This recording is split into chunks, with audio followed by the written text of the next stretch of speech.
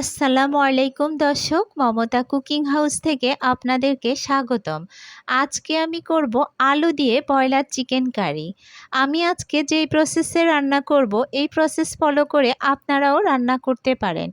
বিশেষ করে যারা ব্যাচেলার আছেন, যারা দেশের বাহিরে থাকেন, ভিডিওটা ফলো করতে পারেন। আশা করছি রেসিপিটা ভালো লাগবে। ভালো লাগলে চ্যানেলটা সাবস্ক্রাইব করে পাশে থাকার অনুরোধ রইল। ভিডিওতে লাইক ও শেয়ার করতে ভুলবেন না। আমি এখানে 8 পিস চিকেন নিয়ে নিলাম। দিয়ে দিলাম কিছুটা লবণ, দিয়ে দিচ্ছি 2 টেবিল চামচ পরিমাণ মতো লেবুর রস। এই লেবুর রসটা দিলে ব্রয়লার চিকেনে যে বাজে স্মেল থাকে সেটা থাকবে না। লেবুর রসটা ভালো করে চিকেনের গায়ে মাখিয়ে নেবেন। ভালো করে চিকেনের গায়ে লেবুর রসটা মাখিয়ে আমি 10 মিনিট মতো এটাকে রেস্টে রেখে দেব। আপনাদের হাতে সময় না থাকলে আপনারা এটাকে 2-3 মিনিটও রেখে দিতে চেষ্টা করবেন। তাহলে চিকেনটা খেতে মজা লাগবে আর চিকেনের বাজে কোনো স্মেল থাকবে না। 10 মিনিট পরে আমি এখানে দিয়ে দিচ্ছি কিছুটা জিরা গুঁড়া, এরপর দিয়ে দিচ্ছি সামান্য কিছুটা হলুদ, দিয়ে দিব একটু আদা বাটা। হলুদটা দেওয়ার কারণে চিকেনটা ভাজলে চিকেনের কালারটা দেখতে অনেক সুন্দর আসবে। সামান্য একটু হলুদ দিয়ে চিকেনটা ভেজে নেবেন। আমি এবার মশলাগুলো চিকেনের গায়ে ভালো করে মাখিয়ে নিয়েছি। এরপর আমি চুলায় একটা কড়াই বসিয়ে দিলাম। দিয়ে দিচ্ছি রান্নার রেগুলার তেল। এরপর চিকেনের পিসগুলোকে দিয়ে দিব। আমি 8 পিস চিকেনকে দুবারে ভাজবো। প্রথমে 4 পিস, তারপর আবার 4 পিসকে ভেজে নেব। চিকেনটাকে একদম বেশি ভাজবেন না, বেশি ভাজলে চিকেনটা শক্ত হয়ে যাবে, খেতে মজা লাগবে না। আবার যদি আপনি একটু কম ভাজেন তাহলেও চিকেনটা নরম হবে, ব্রয়লার চিকেনটা খেতে অত ভালো হয় না। আপনি মিডিয়াম মতো করে চিকেনটা ভাজবেন। দেখুন চিকেনটা আমার এক পিঠ হয়ে গেছে, আমি উল্টে দিচ্ছি। কীরকম ভাজলাম দেখে নিশ্চয়ই বুঝে গেছেন। কালারটাও দেখতে অনেক সুন্দর আসছে। চিকেনটা আমার হয়ে গেছে। এবার চিকেনগুলোকে আমি তুলে নিচ্ছি। এভাবে আমি বাকি পরে যে চিকেনের পিস আছে সেগুলোকেও আমি ভেজে নেব।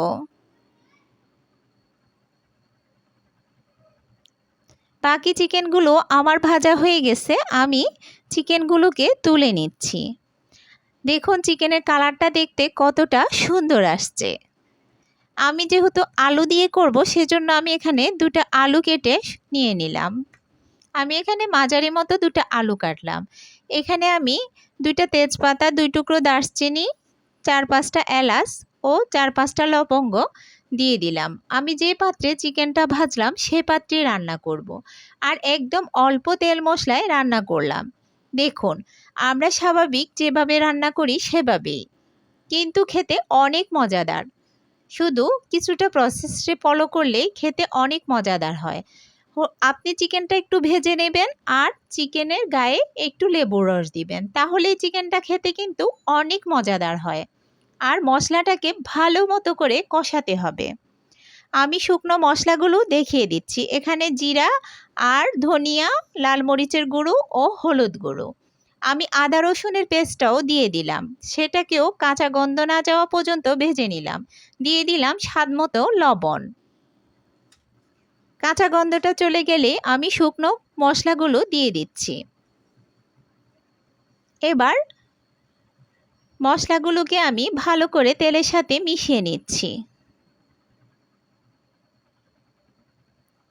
ভালো করে তেলের সাথে মিশানো হলে আমি 1 মিনিট মতো এগুলোকে কষিয়ে নেব।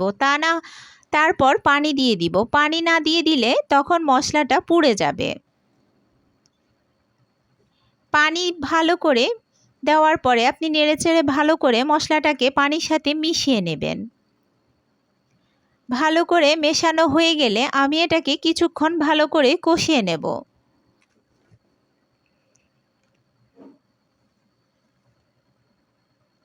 4-5 মিনিট পরে দেখুন মশলার গা থেকে সুন্দরভাবে তেলটা ছেড়ে আসছে। তারপরেও আমি আরও 2-3 মিনিট মতো কষিয়ে নেব।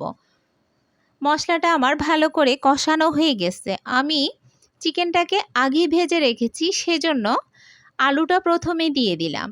আলুটা দেওয়ার পরে 2 মিনিট পরে চিকেনটাকেও দিয়ে দিচ্ছি। এবার চিকেনটাকেও ভালো করে নেড়েচেড়ে মশলার সাথে মিশিয়ে নেব, যেন চিকেনের গায়ে মশলাগুলো ভালো করে লেগে যায়। ভালো করে মশলার সাথে চিকেনটা মাখানো হয়ে গেলে, দেখুন নেড়েচেড়ে ভালো করে মাখানো হয়ে গেলে আমি একটা ঢাকনা দিয়ে ঢেকে রেখে দেব। কিছুক্ষণ পর নেড়েচেড়ে দিতে হবে, তা না হলে কড়াইয়ের তলায় লেগে যেতে পারে। আমি ঢাকনা সরিয়ে 2-3 মিনিট পর এটাকে নেড়েচেড়ে দিলাম। ভালো করে নেড়েচেড়ে আবারও আমি ঢাকনা দিয়ে ঢেকে রেখে দিব।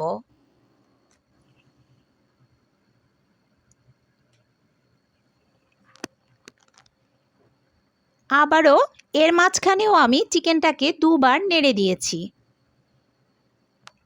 ঢাকনা সরিয়ে। সেই ভিডিওটা দেখানো হয়নি। চিকেনটাকে অবশ্যই ভালো করে কষিয়ে নেবেন। চিকেনটাকে ভালো করে কষানো হয়ে গেলে চিকেনে আমি পানি দিয়ে দিচ্ছি। যতটুকু ঝোল লাগবে পরিমাণ মতো পানি দিয়ে দিবেন। ভালো করে নেড়েচেড়ে মিশিয়ে পানির সাথে তারপরে আমি আরেকটু পানি দিলাম। মাংসটা যদিও আগে ভাজলাম, তারপরেও সিদ্ধ হতে একটু সময় লাগবে সেজন্য। আর যেহেতু এটা ঝোল থাকবে সেজন্য আমি আরেকটু পানি অ্যাড করলাম। ভালো করে ফুটে উঠছে কিছুক্ষণ। 10 মিনিট মতো রান্না করার পরে দেখুন আমি এর উপরে গরম মশলাটা দিয়ে দিলাম। যেহেতু এটা ব্রয়লার চিকেন, হতে বেশি সময় লাগবে না। আমি এটাকে আগে ভালো করে কষিয়ে নিয়েছি, সেজন্য আর বেশি সময় লাগবে না হতে। দেখুন চিকেনটা প্রায় হয়ে আসছে। আমি আরও 5 মিনিট মতো রান্না করে নেব, তারপর চুলার জালটা বন্ধ করে দেব। দেখুন রান্না হয়ে গেছে, কি সুন্দর কালার, খেতেও অনেক মজা। আশা করছি রেসিপিটা ভালো লাগবে। ভালো লাগলে চ্যানেলটা সাবস্ক্রাইব করার অনুরোধ রইল।